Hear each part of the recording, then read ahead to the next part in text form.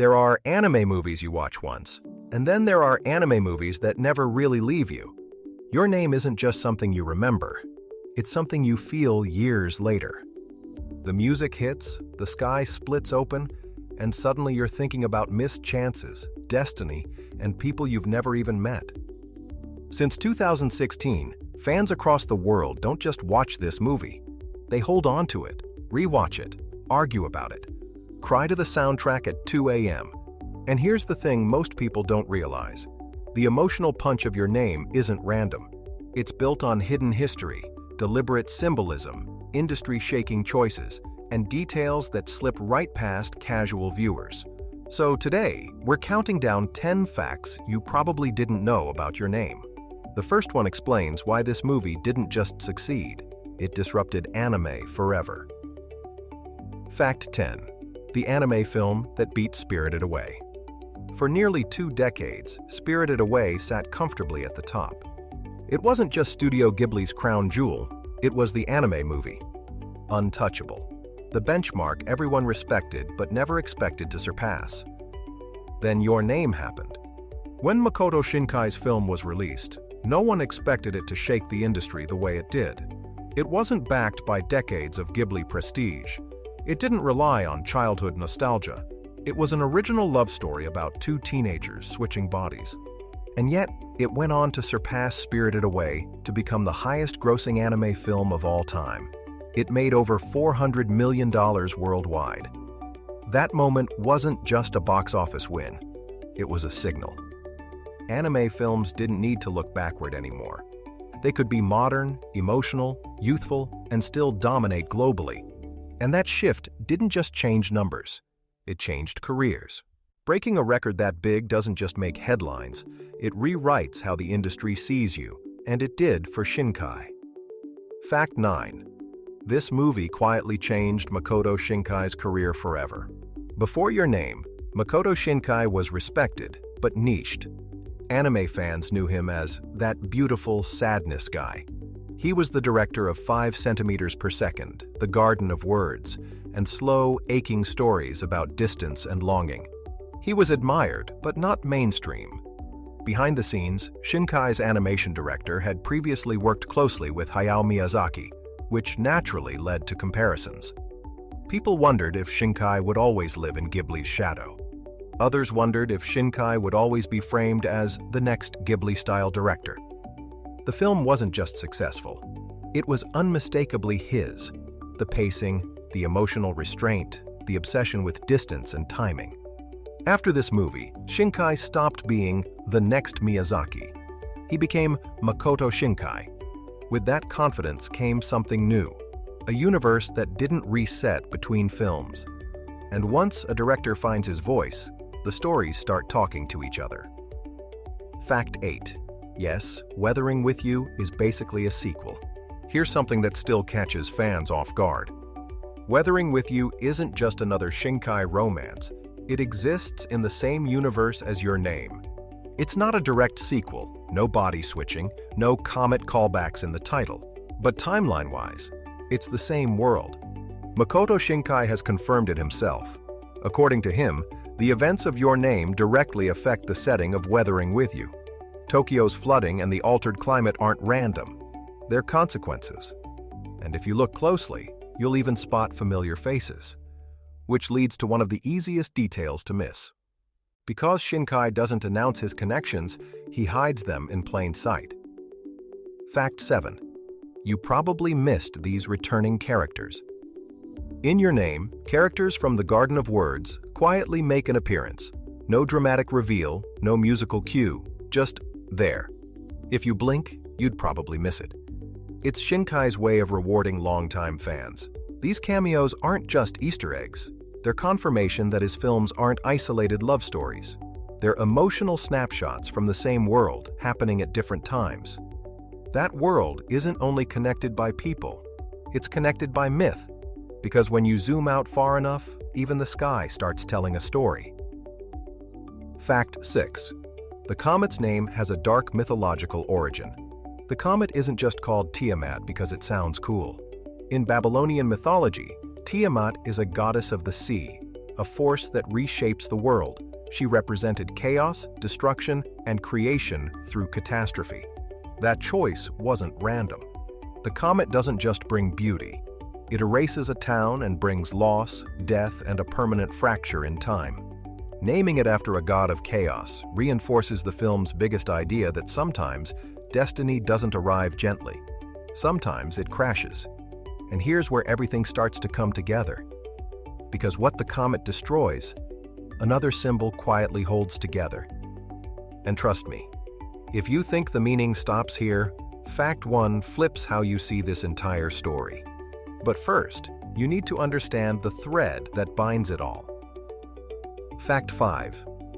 The red string of fate is more than romantic symbolism. The red string isn't just a pretty metaphor. It comes from East Asian folklore, where an invisible red thread connects two people destined to meet, no matter the time, distance, or circumstances. In your name, that thread becomes physical. Mitsuha starts the movie wearing the red cord in her hair, then gives it to Taki on the mountain. After that, it stays wrapped around his wrist before he even remembers her. The string represents memory refusing to disappear, even when names fade, even when timelines fracture, which makes one character's name especially meaningful. Shinkai doesn't choose character names casually, he hides meaning inside them. Fact 4. Mitsuha's name is a hidden clue. In your name, almost every character's name is packed with symbolism, like Mitsuha Miyamazu. Her first name, Mitsuha, literally means 3 leaves. On the surface, it's simple, but look closer. 3 leaves symbolize past, present, and future, or the 3 lives intertwined by fate and the comet. Her family name, Miyamizu, combines the kanji for shrine and water, tying her to Shinto rituals and the constant flow of life around her town. It doesn't end with Midamizu. There's also Taki Tachibana. Taki means waterfall, unstoppable, rushing, unstoppable, which perfectly mirrors how he's pulled along by forces bigger than himself. His surname, Tachibana, means upright flower, evoking growth, stability, and quiet strength. Together, his name reflects a young man swept along by destiny, yet rooted in his choices, just like the story itself. Even minor characters have names with meaning. Sayaka, for example, translates to early seedling, symbolizing growth and potential. Shinkai doesn't just randomly name people, he layers their identities into the story's themes of fate, memory, and connection. So the next time you watch, pay attention. Mitsuha, Taki, and even the people you barely notice have names that are threads connecting the past, the present, and the moment you're seeing on screen. Which makes the ending feel familiar, almost intentional. Because if you've watched enough Shinkai, you've felt this heartbreak before. Fact 3. The ending wasn't new. Shinkai had done it before. If you've ever watched 5 centimeters per second, you might notice something familiar about your name's ending. That staircase scene, the hesitant steps, the pause before finally meeting. It's Shinkai's emotional signature. In 5 centimeters per second, that kind of moment ends in distance and longing. 2 people almost connect, and the audience is left aching with what-ifs. It's heartbreak distilled into a single frame. Strangers, almost lovers. One moment that decides everything. But where 5 centimeters per second chose separation, your name chooses hope. The pause on the stairs, the hesitant hello in the crowd, and the way their hands almost touch before they finally do. It's a callback, a resolution, a promise fulfilled. Have I met you somewhere? It's Shinkai rewriting his own emotional history and answering a question he once left open. And the emotion wouldn't land without the sound. Because this story doesn't just move through images, it moves through music.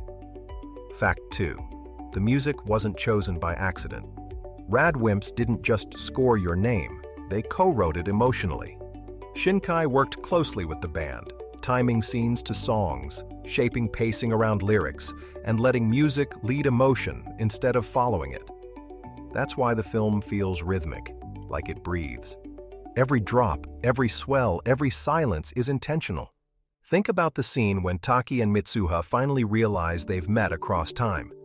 It's not just visual. The music swells exactly when your chest tightens. It's choreographed to your emotions, almost like the story is playing inside your heart. Even tiny moments, like Mitsuha walking through her town or Taki sketching her in class, are scored so deliberately that it feels like the music remembers the characters before the audience does. And for fans who wanted even more depth, the story actually reached audiences before the movie ever did. Fact 1. The story was released as a novel before the movie. Did you know that an actual novel of your name was released 1 month before the film hit theaters? It gave fans deeper internal monologues, clearer emotional beats, and a different way to experience the story. It wasn't a cash grab. The novel acted as a warm-up for your emotions. By the time the film came out, fans weren't just watching a story, they were reliving it. And that's Time. 10 facts you didn't know about your name. It wasn't just an anime movie, it was a turning point.